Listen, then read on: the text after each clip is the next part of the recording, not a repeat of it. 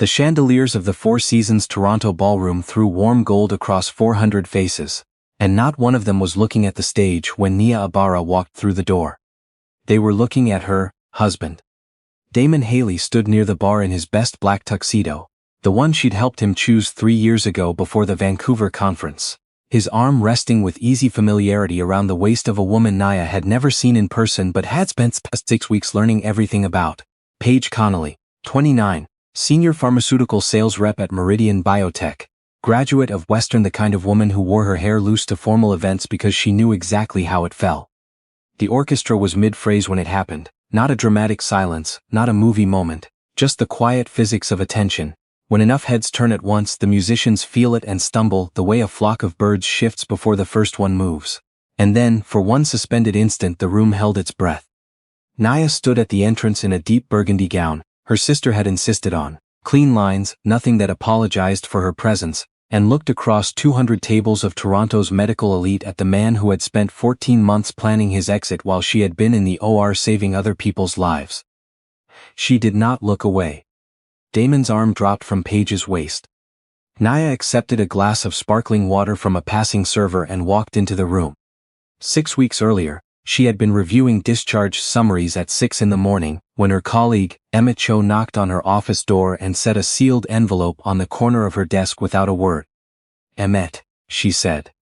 "I've known for 2 months," he said. "I didn't know how to. I'm sorry, Nia." He left before she could ask anything else. Inside the envelope was a printed summary of credit card statements.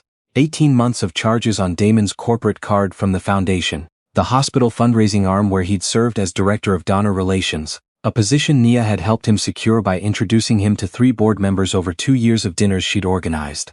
Canoe, Alo, the restaurant on King Street where they went for anniversaries, hotel charges at the Hazelton, a long weekend at a resort in Niagara-on-the-Lake in October logged as a donor retreat. She had been in Calgary that weekend, presenting at the Cardiac Society conference. She sat for a long time looking at the numbers. Nia Ibarra had spent 11 years building the cardiac surgery department at Toronto Metropolitan Hospital, from a 2-surgeon unit with outdated equipment, and a 3-year waitlist into one of the most cited programs in the country. She had been told by 3 mentors and in various registers of politeness that she was too ambitious, too exacting, too unwilling to accept what was possible. She had operated on a sitting federal cabinet minister, a 15-year-old with a congenital defect that 2 American institutions had declined to touch, and a retired Supreme Court justice who mailed her a handwritten Christmas card every year without fail. She had also, woven through all of that, believed she had built a marriage. She called Damon from the hospital parking garage. He picked up on the second ring. "You need to come home tonight," she said. The pause on the other end told her he already understood that something had changed.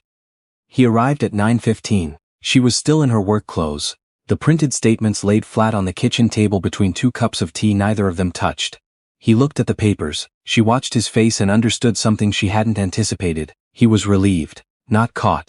Relieved, the way a person is when a secret they've been managing finally stops being their problem. "How long?" she asked. 14 months. "Who is she?"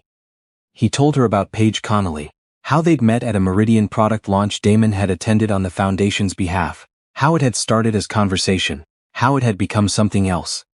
"She makes me feel like a person," he said, and his voice had the particular flatness of someone delivering a line they'd practiced.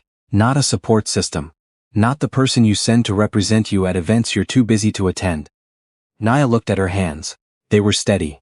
They were always steady. That was a professional requirement she'd developed young and could no longer turn off. "You became director of donor relations because I introduced you to 3 board members over 2 years of dinners I planned," she said. "The foundation position, the salary, the expense account, the access. I'm aware of what I owe you, Nia. Then say the rest of it plainly. I'm leaving. And you want half." Something in his posture shifted, not guilt, something more deliberate. "My lawyer will be in touch." He packed a bag that night. She stood in the kitchen and listened to the sound of drawers opening in their bedroom. A bedroom she had designed, in an apartment she had purchased, in a building she'd moved into 3 years before they met, and felt the particular quality of grief that hasn't fully arrived yet, like the moment after a cut before the pain registers. She called her sister a days at 11. I'll be on the first train in the morning, Adeze said. You don't have. Nia. Morning. 3 weeks after Damon moved out, Toronto Life published a feature on couples navigating high-pressure careers. Nia found it between a patient update and a surgical scheduling request. Damon had given them 40 minutes and a photograph taken at a distillery district patio, sunlight catching his profile in that unself-conscious way that had always photographed well. He spoke about love and sacrifice, and the impossible mathematics of being married to someone with an extraordinary gift. He did not mention Paige Connolly, he didn't need to. The implication was neat and complete, a devoted man, quietly worn down by a wife who had chosen her career at every fork, finally allowing himself some happiness. He described the missed dinners, the cancelled vacations, the galas he'd attended alone because she was scrubbed into an emergency case. He said, in the careful language of a man who had prepared carefully, that he had stopped knowing who he was outside of her shadow. Nia read the piece twice, then she called her lawyer, Roxanne Duval, and told her to prepare. The settlement meeting was on a Tuesday in March, in a boardroom on Bay Street overlooking a flat grey Lake Ontario. Nia arrived 8 minutes early. She had decided that arriving first was the only variable she still controlled, and she intended to hold it. Damon's legal team, a senior partner and a junior associate, presented their position with the smooth efficiency of people who had done this many times and expected it to follow a predictable arc. 40% of the assessed value of Nia's medical practice, including projected future income. Ongoing recognition of Damon's contribution to her professional standing through what the documents called public facilitation and relationship capital. Damages for emotional distress sustained during the marriage. Roxanne set her pen on the table. My client's surgical career predates her relationship with yours by 7 years, she said.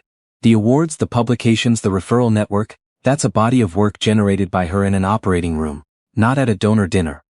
Damon's senior lawyer produced a folder. Testimonials, foundation donors, hospital board members, senior administrators, all attesting that Damon Haley had been essential to Dr. Ibarra's professional trajectory, that without his relationship management, her work would never have reached the institutional support it required, that he was, in their estimation, a co-architect of her success. Nia recognized every signature. She had introduced every one of those people to Damon. He's been collecting these for months, she said. He's been protecting his interests, the lawyer said pleasantly. With foundation funds, Roxanne said, we've completed an audit of the donor relations expense account over the past 18 months. We have itemized documentation of expenditures with no identifiable business purpose. She slid a folder across the table. We're not alleging criminal conduct, your client held signing authority, but a board review of how institutional funds were used to support a personal relationship would raise questions about his professional standing that would significantly affect the valuation of the relationship capital you're asking us to compensate. The room went quiet in a way that had texture to it. Damon, who had been silent until this moment, leaned forward. Nia, this doesn't need to get destructive. She looked at him directly for the first time since they'd sat down. You gave a magazine interview positioning me as the reason our marriage failed, she said. You've built a public narrative in which you are the patient, overlooked partner of a woman who chose her ambitions over her family. You have asked for 40% of income I generate by standing in a surgical theater for 12 hours at a time. She paused. What exactly did you think this conversation was going to look like? They left without agreement. On the street outside, Roxanne lit a cigarette in the November cold. We have evidence, she said. What we don't have is the story. He's already told his version to 40,000 readers. I know. Do you know Portia Kwan? Portia Kwan's office was in a converted Victorian on Spadina that communicated seriousness without ceremony. She was 50, precise, and wore reading glasses she removed and replaced with the rhythmic efficiency of someone who had delivered thousands of difficult assessments. What do you want? She asked. Nia considered it honestly. I want my work credited to me. I want the people who trained under me, who refer to me, who built careers standing in my operating room. I want them to know that what they learned came from me. Not from a narrative someone else built around me. Not revenge. Accuracy. Portia nodded slowly. Much better. Revenge looks reactive, accuracy looks inevitable. She opened a file of declined invitations. Globe and Mail feature CMA lecture series, a McLean's profile. 3 major conference speaking requests, all from the past 2 years, all declined by Nia for reasons that had seemed, at the time, entirely reasonable. While Damon was constructing a public case about your priorities, Portia said, setting down her glasses, You were making yourself invisible. That ends now. She had also found something Naya had nearly forgotten. 3 years ago, the cardiac wing renovation, a project trending towards significant cost overrun and a delayed opening, had been salvaged by Naya's weekend consultations on surgical suite configuration and patient flow. The hospital had credited the general contractor in its communications. Naya had not asked for acknowledgement and had received none. You solved the problem they couldn't solve, Portia said. It wasn't my project. You saved their project. Portia looked at her steadily. The Ontario Cardiac Excellence Awards are in 6 weeks. The foundation is hosting it. Damon is on the planning committee. He and Paige Connolly will be attending as a couple. And you, she said, are nominated for Surgeon of the Year. You've been nominated twice before and declined to attend both times. I was in surgery both times. This year you're going to attend, and before a single award is announced, every person in that room is going to understand exactly what you built and exactly who built it. Over the 5 weeks that followed, Nia did the work she had always done, and also the work she'd been avoiding. She accepted the Globe feature and spoke for the first time in public about her department's decade of outcomes data, numbers that demonstrated, without editorializing, what her surgical approach had produced: a complication rate 40% below the national average, a waitlist reduced from 38 months to 4, a training program that had placed 16 cardiac surgeons in programs across the country. She spoke at the CMA conference in Ottawa. She gave a lecture at U of T on surgical decision-making under cognitive load, and she talked honestly about the cases that had been hardest, the nights she'd lain awake parsing what she'd done and whether she'd done it right. She did not mention Damon. She didn't have to. The medical community noticed. Twitter threads from former residents, journal citations aggregated and shared. A 4th-year fellow she'd trained named an innovative retraction technique after an approach Nia had demonstrated in a 2019 case, and the acknowledgement note named her with the kind of specificity that was impossible to argue with.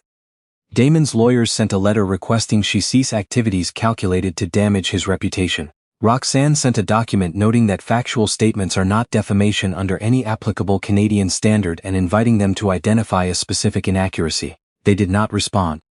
On the night of the gala, Nia was still operating at 6:15. The patient was a 63-year-old retired schoolteacher from Oshawa with a dissecting aortic aneurysm, transferred from a regional hospital, where they had done what they could and then called Toronto Metropolitan.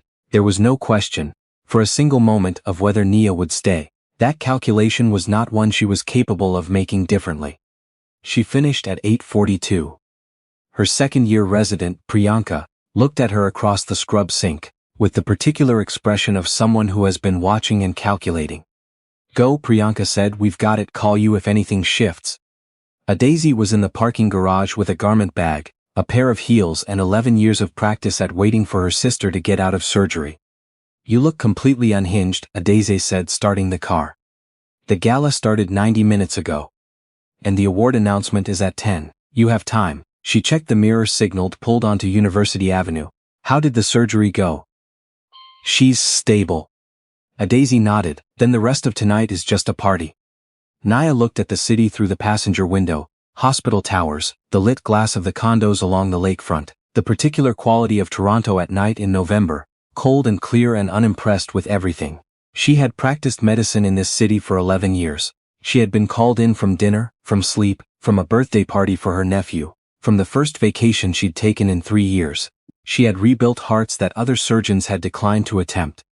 She had apparently forgotten, somewhere in all of that, to pay the same attention to herself. She changed in the car. She walked into the Four Seasons at 9:12. The room noticed. She accepted water and stood at the entrance for exactly long enough to let the narrative recalibrate in real time. This was not a woman in hiding, not a woman undone, not a cautionary tale about ambition, and then she moved into the crowd. She spoke to colleagues. She answered questions about the new rapid response unit proposal. The hospital's incoming board chair shook her hand and said he'd been reading her outcomes data and wanted to schedule a proper meeting. At 9:55, Foundation Executive Director Dr. Gerald Price took the microphone. He thanked the donors. He acknowledged the planning committee. Then he paused, in the way someone pauses when they've decided to say something they've been carrying for too long.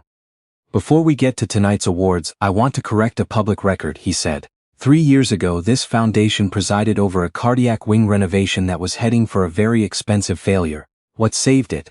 The suite configuration, the patient flow the budget recalibration, came from 6 weekends of unpaid consultation by one physician who solved problems the project team had classified as unsolvable. The contractor received the press release credit. Nia, that was your work and I should have said so publicly 3 years ago. I'm saying it now. Would you stand up please? He looked toward where she was standing. The applause started in the back of the room, where the surgical fellows and residents sat, and moved forward through the tables like something that had been building pressure for a while, and finally found a way out. Nia stood. 400 people in the Canadian cardiac medicine community watched her stand. Some of them had spent 8 weeks absorbing a story about a brilliant but emotionally unavailable wife. Some of them in this moment were doing the arithmetic differently. Across the room, Damon's face had gone the color of someone watching a structure they believed they'd undermined hold perfectly still under load. When the Surgeon of the Year award was announced at 10:15, Nia walked to the stage and accepted it from Gerald Price, and stood at the microphone and spoke for 4 minutes. She talked about her residents. About Priyanka who had told her to go tonight and had meant it. About the schoolteacher from Oshawa who was in recovery right now, stable, because the work had been done correctly. That was the actual thing, not the award, the work. She thanked her team, she thanked the hospital. She thanked no one else. Damon found her afterward near the window in the brief interval when Adaze had gone to collect their coats. He waited for the moment carefully, the way he'd always managed social situations, patient, precise, attuned to openings. Nia. Damon. Gerald's remarks were accurate. I understand that's inconvenient. I never said you weren't talented. You told a national magazine I chose my career over our marriage. You filed for 40% of my projected future income. You spent 14 months using foundation funds to support a relationship you were conducting while I was working. She kept her voice even, clinical. You've rewritten 9 years into a story where you're the one who suffered. I want you to understand that I know exactly what happened, and that the people in this room now know considerably more than they did this morning. Paige materialized beside him. Her expression was carefully composed. She looked at Nia with something trying to be neutral. Nia looked back at her without hostility and without warmth. He tells a very consistent story about his last relationship, she said quietly enough that only the two of them could hear. The workaholic. The one who was never present enough. The woman who chose her career over the people who loved her. She paused. What changes over time is the name. She walked away. Outside, the November air off Lake Ontario hit her face like a fact, cold and immediate and not interested in anyone's version of events. Adaze found her on the terrace and stood beside her without speaking for a moment. Well, Adaze said. Roxanne sends the revised terms next week. He'll accept what's reasonable, because the alternative is a board review of the foundation accounts, and a conversation about professional conduct that would follow him for years. Nia watched a ferry cross the dark water below, and then I go back to work. You're always going back to work. No, she shook her head slightly. I go back to work that belongs to me, not to a story someone else told mine. 5 months later, on a Thursday morning in late April, the Cardiac Rapid Response Unit at Toronto Metropolitan opened. It had been Nia's proposal, her design specification, her year-long argument to the board about what the data required and why the infrastructure had to follow the evidence rather than the convenience. The plaque by the Unit Response Unit, Nia Ibarra, MD, FRCSC Director. Not Ibarra Halley, not a partnership, just her name. Damon had accepted his settlement, 14%, after Roxanne spent 3 months methodically disassembling every argument his lawyers had assembled and reframing the foundation expense account in language that made continued litigation look increasingly unattractive. He had used the money to start a healthcare consulting firm. The website was clean and professional, and said very little about what he specifically knew how to do. She had heard, through the efficient underground of hospital gossip, that his first major client engagement had not renewed. They'd wanted someone who could speak to clinical systems and outcomes architecture. He had been, by all accounts, excellent at the introductory lunch. She didn't feel satisfaction in that exactly. What she felt was something quieter, the absence of a weight she hadn't fully noticed she'd been carrying. 3 weeks after the unit opened, she found a card in her interoffice mailbox, no name on the outside. Handwriting she recognized from 11 years of working beside someone in the particular sustained proximity of shared surgical cases and early morning rounds, and all the small unmarked hours that constitute a career. I'm glad you're still here. This place needs you. So does this city. She held the card at her desk, in the early morning before rounds, the hospital gathering itself into its familiar daily rhythms around her. Emmett Cho had been the one to bring her the envelope in February.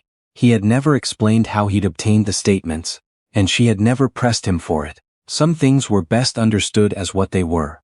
He had known he had not been able to stay quiet, and he had chosen an envelope over a conversation because he had worked beside her long enough to understand that evidence was the form of honesty she could actually act on. She set the card on her desk where she could see it. Then she opened the file on her next case, a 47-year-old with a valve presentation that wasn't following the expected pattern, the kind of problem that required her full attention, the kind of problem she was genuinely good at, and went to work. This was what she was, not a cautionary tale about a woman who couldn't balance her ambitions, not the protagonist of someone else's story about love and sacrifice and what brilliant people cost the people beside them, not a wife who had missed the signs, not a professional whose dedication had been turned into a weapon used against her. She was the surgeon who stayed when the case was hard, the one they called when they had run out of other options. She had poured years into a partnership that had only ever been drawing from one account. The account was hers alone now, and she intended to spend it exactly as she chose. Morning light came through the window. Below, in the unit that bore only her name, the first patients of the day were being assessed by people she had trained, people who had learned what careful and rigorous and uncompromising looked like by standing in a room beside her and watching her work. She turned back to the file. There was a problem here that needed solving. She was, after all, very good at that.